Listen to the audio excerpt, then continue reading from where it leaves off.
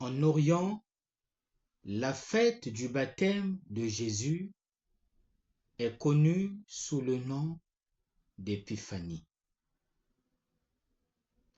Première manifestation des trois personnes de la Sainte Trinité. De Dieu le Père, celui-ci est mon Fils bien-aimé.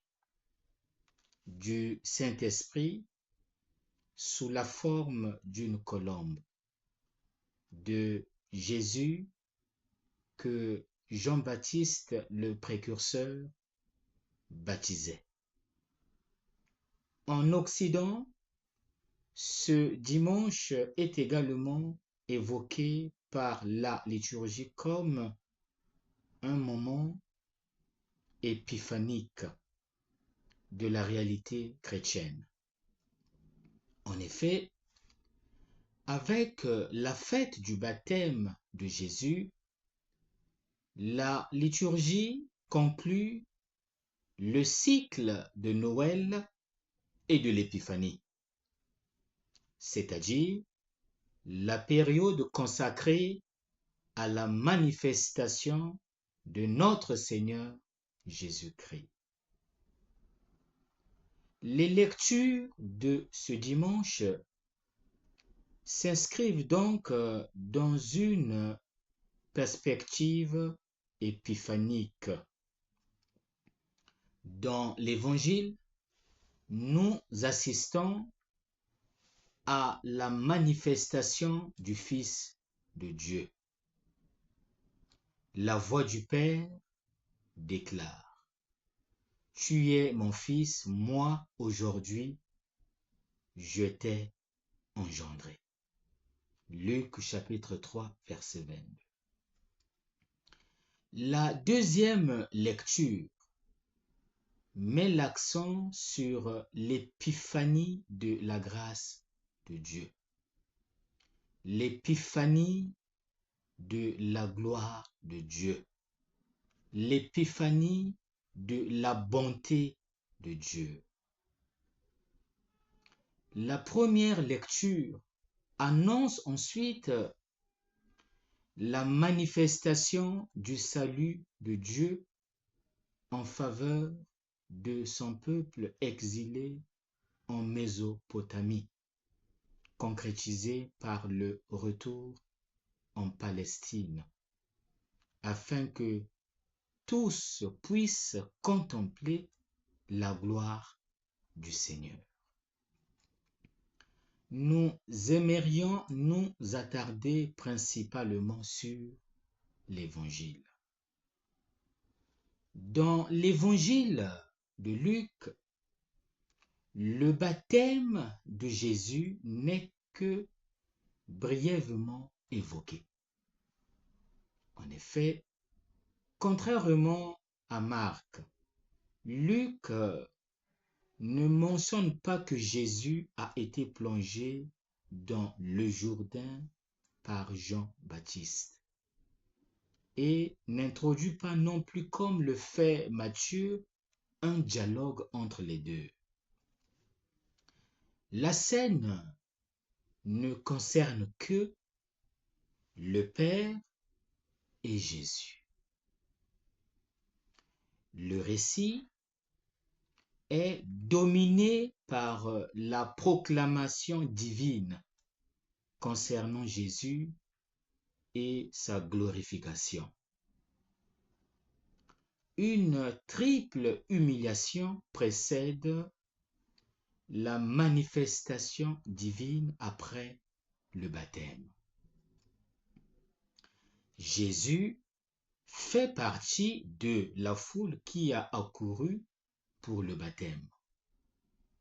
Il reçoit le baptême de repentance pour la rémission des péchés sans être pécheur.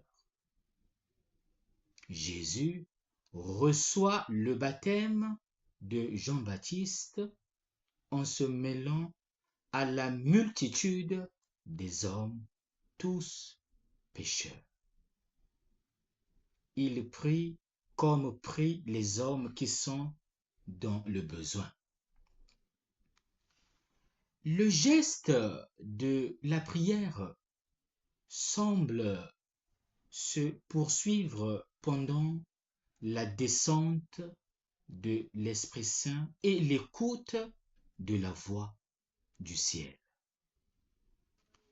La version de Luc n'est donc ni publique comme celle de Matthieu, ni privée comme celle de Marc. Comme dans le récit de la Transfiguration, le lecteur peut avoir accès à un pouvoir et à une déclaration qui ont lieu entre Dieu et Jésus dans le cadre de la communication qu'est la prière. Cette triple humiliation est suivie d'une triple exaltation. D'abord, le ciel s'ouvrit.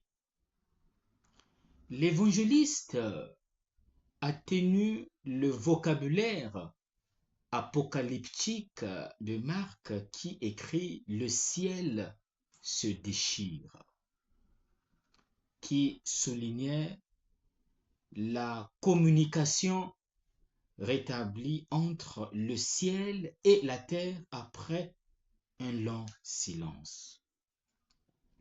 Jésus est le Messie. Il est le lieu même de la manifestation de Dieu sur terre.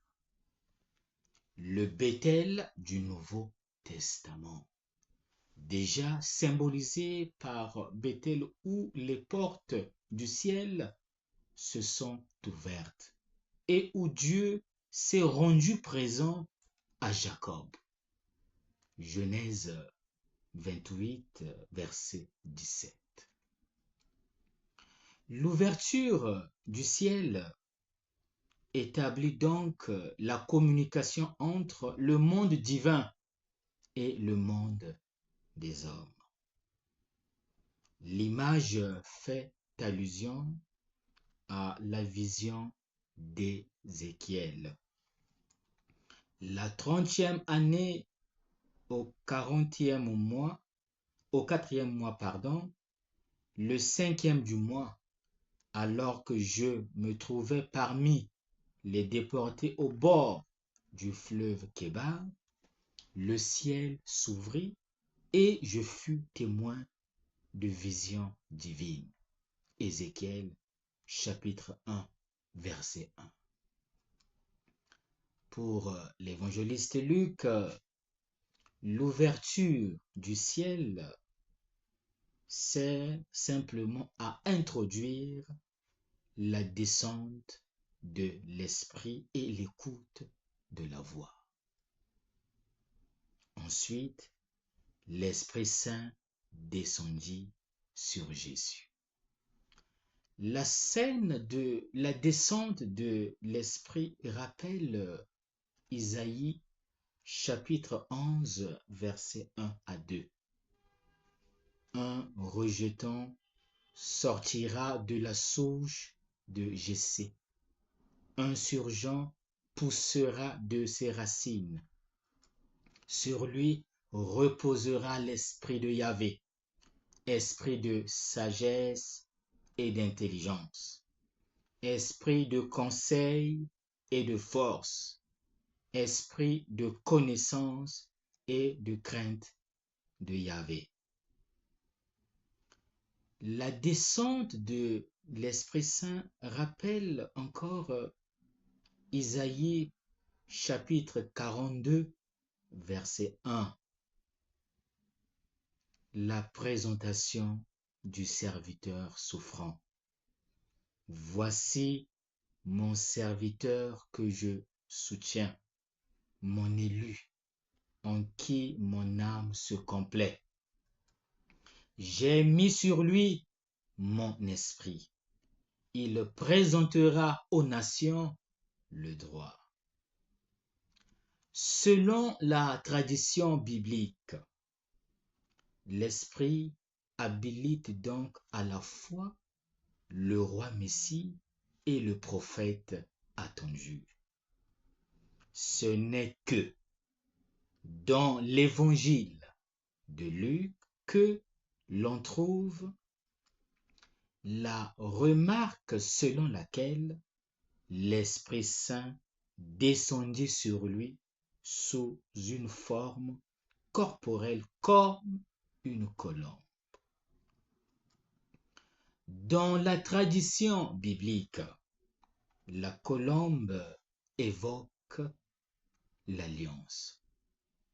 Genèse chapitre 8, versets 6 à 12. Dans la tradition biblique, la colombe évoque l'image de la femme aimée. Son envol décrit le retour des exilés dans leur patrie.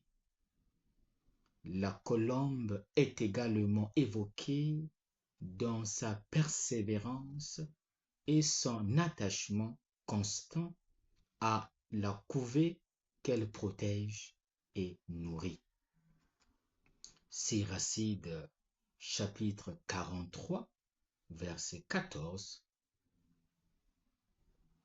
Au début du ministère public, le baptême décrit Jésus comme le Messie qui est accompagné par la présence constante, durable et persistante de l'Esprit, soulignée par l'expression sous forme corporelle, ce qui indique son action réelle et cohérente.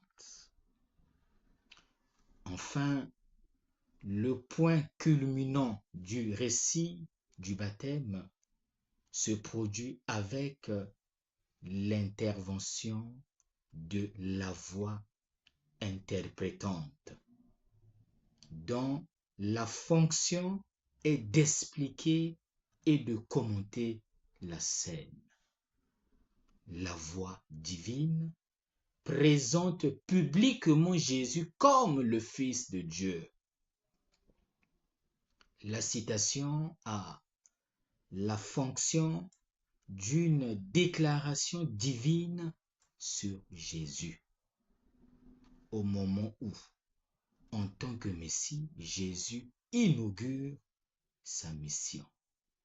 Dieu lui-même déclare qu'il est son Fils et le présente à tout le peuple. Ainsi se confirme ce que Gabriel avait annoncé à Marie et les prophéties de Zacharie et de Siméon. Le plus fort, imprécis de l'annonce de Jean-Baptiste reçoit un visage concret et son identité profonde est révélée. Quel est l'enseignement à retenir? Le baptême de Jésus n'est pas un simple épisode, un moment isolé de sa vie, comme le soulignent bien les pères de l'Église. Mais c'est plutôt un mystère, c'est-à-dire un fait extrêmement riche de sens sur le plan spirituel, qu'il nous faut apprendre à accueillir. Le commencement de la vie publique de Jésus est marqué par son baptême. Celui-ci définit sa consécration messianique. Dans l'incarnation, Dieu, en se faisant homme, s'est immergé dans notre histoire, s'est mêlé à notre humanité. Dieu s'est fait l'un de nous. Dans le baptême, Dieu en Jésus s'associe de manière paradoxale au péché de l'homme. Dieu prend sur lui le fardeau de l'histoire humaine. Par cet acte, Jésus entre dans une profonde solidarité avec toute l'histoire humaine. Que devons-nous faire? Il convient donc d'accueillir le Christ et de mener une vie filiale. Voilà le chemin que tout homme doit emprunter. Mener une vie filiale est le commencement d'une vie nouvelle. Cette nouveauté, c'est la gestation de Jésus en nous. C'est la présence sanctifiante du Christ en nous. Le chrétien est celui qui se définit en fonction du Christ. Et notre baptême nous a liés à celui de Jésus. Est-ce que nous nous définissons vraiment en fonction du Christ? Est-il le fondement de notre vie? Le Christ veut aujourd'hui modeler notre personnalité sur sa volonté, sur sa prière, sur ses vertus. Le Christ accomplit en nous ce qu'il a toujours accompli. Avec le Christ, le Fils bien-aimé, nous devenons enfants de Dieu. Certes, des fils adoptifs, mais de vrais enfants de Dieu. Malheureusement, il arrive que le don et la consécration que nous avons reçus au baptême se soient atrophiés en nous. Nous avons fini par nous refermer sur nous-mêmes comme un hérisson. Et nous n'avons pas toujours donné de l'espace et de l'ouverture pour que notre baptême puisse porter du fruit pour notre bien et pour le bien des autres. Pour parvenir à cette croissance, nous devons maintenant nous laisser conduire comme Jésus par l'Esprit Saint pour accomplir notre mission chrétienne. Que nous reste-t-il à faire? Il ne nous reste plus qu'à conjuguer le verbe accueillir. Nous accueillons la vie nouvelle que Jésus nous transmet et nous communique. Par le baptême, nous sommes devenus des enfants de Dieu.